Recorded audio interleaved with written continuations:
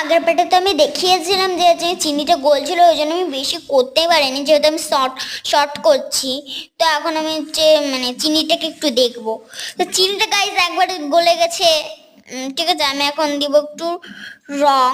তো আমি রংটা আনতে যাচ্ছি, এটা কিন্তু আমি ফেব্রিক কালার দিচ্ছি আমার দিদির, কিন্তু ঠিক আছে দিয়ে আমি দিয়েছি কিন্তু আমি গ্রিন কালার। তো আমি এখন মানে ভালো করে ঘেটে নিয়েছি। তো এখন এবং একটু ময়দাও দেওয়া হয়ে গেছে, ঘেটেও দিয়েছি। এখন আমি জল অ্যাড করেছি, মানে ময়দার জন্য ইয়ে হয়েছে ওই যে আমি এটাও কিন্তু জল অ্যাড করেছে যেটাতে আমি দেখেছি।